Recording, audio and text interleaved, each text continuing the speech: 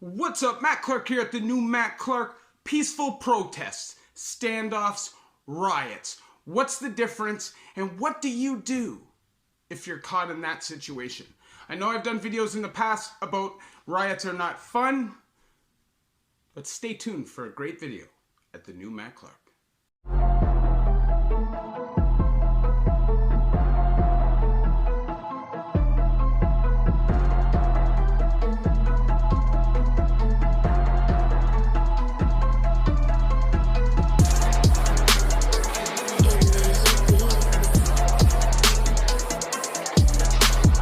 So what's up? What's good? Matt Clark here at the new Matt Clark. How are each and every one of you doing on this amazing Friday? I'm doing okay. My girl's great. My family's great. My work is great. And I hope each and every one of you are great. I'm a little bit under the weather, but I decided that I've been sleeping all day. I'm going to do a video. And that's just what it is. I want to say thank you to each one of my 1,615 subscribers. The movement is growing. The movement is real. Thank you very much. Your support means the world to me. It keeps me accountable and it keeps me on my grind. So thank you. Thank you very much for taking the time to watch my videos. If you could please hit that like button. If you could please hit that subscribe and that bell notification button so you get these videos when they're new. If you could share with somebody on social media, that's amazing. It helps spread the message, helps spread the word, which helps my movement grow. In the long term, helps all of us. And there's a PayPal option if you'd like to donate, help, and support the channel. The link will be in the description. There's definitely cost to this, so every little bit counts. So thank you very much to those who have donated in the past. So whether it's a peaceful protest, a standoff, or a riot, do you know the difference? There is a difference, okay? A peaceful protest is literally just going out to your yard, sitting down, and staying put, having whether it's the inmate committee or some chosen representatives from the convict section of the inmates, to have this negotiation process to get things changed. And sometimes that's all you need, a peaceful protest. Now, I know we're in Canada. Our system is a lot, I would say, friendlier in terms of the way that they're willing to negotiate a lot of the time. Not always, but it has to be a peaceful protest if that's what you want. One person can change that.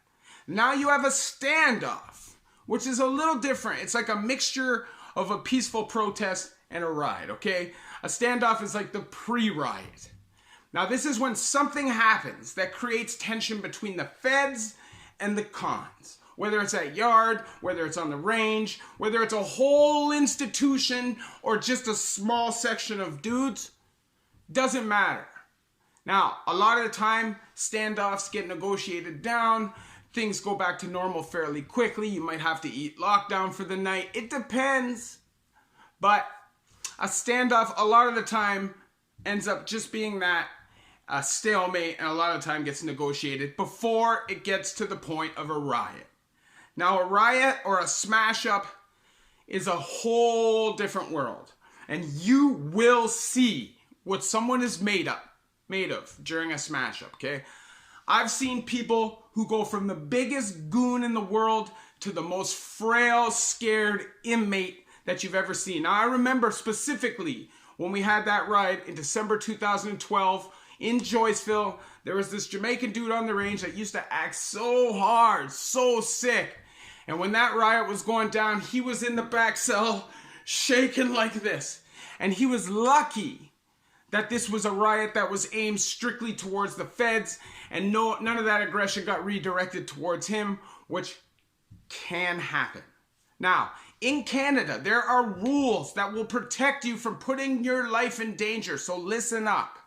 If you are caught in any of these situations, you will not be held liable as long as you are not identifiable as an instigator or a destroyer of property, okay? So basically, when most riots happen, everybody's masked up, okay? As long as they cannot identify you and what you have specifically done, it's a misconduct, okay? So, if you are in that situation, if you are in a riot and you are not about that life, but you're not a sucker, you just don't really feel like being in a full-blown riot. Because believe me when I tell you, it's tense and it's scary, okay? There's a lot of the time live rounds being fired. There's OC level pepper spray, which is like bear spray, which totally affects your respiratory system. There's tear gas. There's concussion grenades. And they will use all of those. And they don't care if they hit you in the goddamn face. If you're in a riot, this is what happens. So you are going to have to choose where you stand, okay? But understand this. The smartest thing is to be involved enough that you don't stand out as somebody who's not being involved, but you also don't stand out to the feds, okay? They understand that you're in a situation. Your life is literally in danger if you refuse to take part. Okay? So understand that. There are things protecting you as a convict or as an inmate. So you don't put your life in danger. So if you are in that situation, you stay involved as much as you have to protect yourself, and that is it. Okay? Now, if you are in a standoff or if you are in a peaceful protest, a lot of the time, it's a long period of time in the negotiation process. It can be hours, and people can get impatient. And most of the time, when it's a strategized protest, it's out in the yard, and 90 or 80% of the yard will be there, okay? And a lot of guys that will be there are not guys that are part of the yard dudes because they feel like prey, but they're forced to go out there by the cons on their range saying all numbers are necessary. So understand this, okay? If you are not about that life, then you do not feed into the energy of getting everybody riled up. Because believe me, inciting a situation when you have 300 guys at yard or 400 guys at yard who are amped up and pissed off is not hard to do. And do you want to be responsible for that? And are you prepared for anything that can come your way? Because believe me, if you're in a full prison riot, anybody who's got problems with anybody else is getting her done in that situation. Most of the time, people will have full out disguises on, so what better time to attack somebody that they want to attack than then? If you are not about that life, or you are not involved, you put your back to the wall and you watch what's going on and you involve yourself just enough that you don't stand out. You wanna be in there like camouflage, okay? Because if you're gonna get involved, you need to be 100% committed and your life is in danger. Like I said in my past video, go check it out. When you get read the Riot Act, and they will come in, they did it to us, 4C, this is the Riot Act. If you do not go back to your cell, we will use lethal force. And when they read you the Riot Act, believe me, they will take that shot. There was one person running back and forth, and they fired live rounds down the range at him. I don't think they were trying to hit him. They were just trying to let him know. Okay? Now that riot was a different situation because that was a minor beef with a Fed that created that whole thing. So nobody wanted to die over it. But there are a lot of situations where people are prepared to die for it. Like the Kingston riots.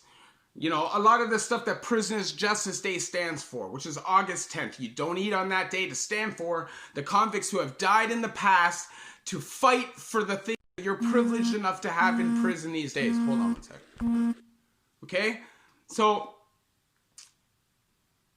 all I'm saying is, prison is a committed life and a lifestyle. Okay? You cannot do the life of a criminal outside and expect not to have to live that life on the inside.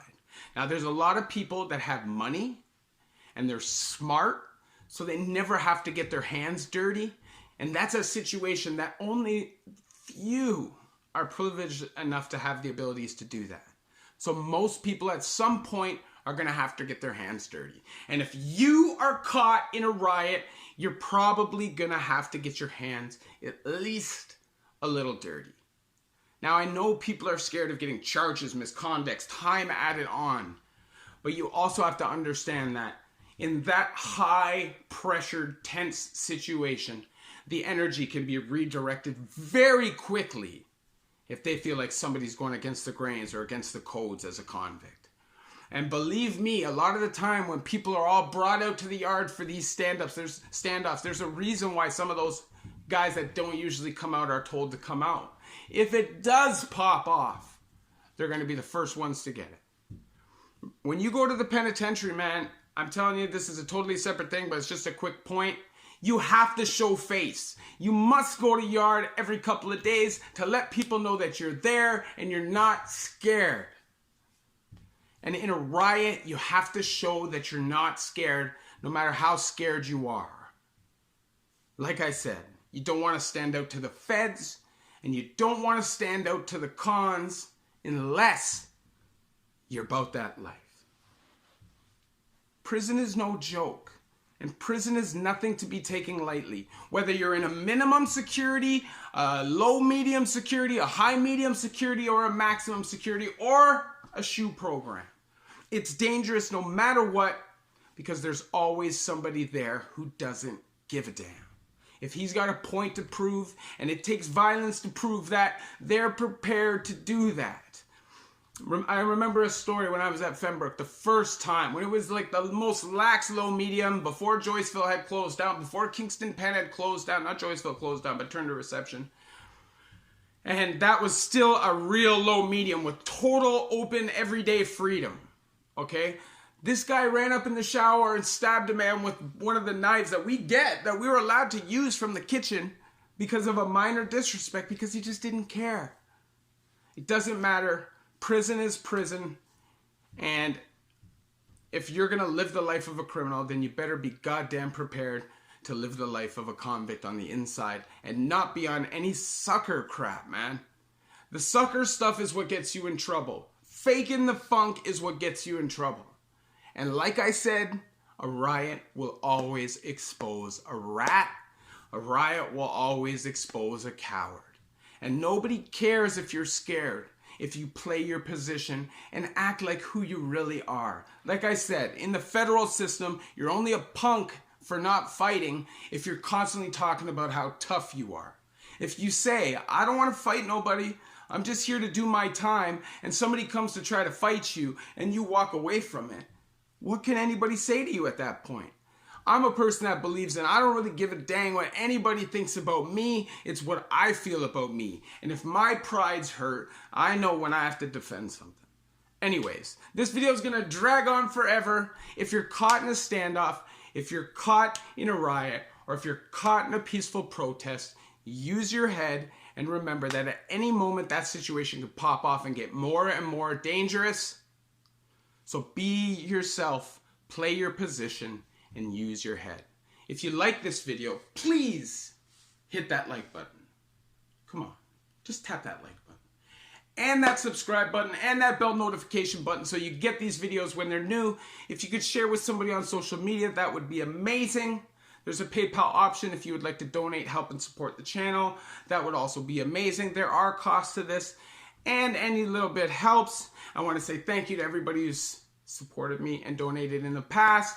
And if you'd like to hit me up on Instagram with video ideas, or you just have questions, you need some support, the new Matt Clark, all small letters, all one word. Thanks for watching my video. Love each and every one of you. The new Matt Clark.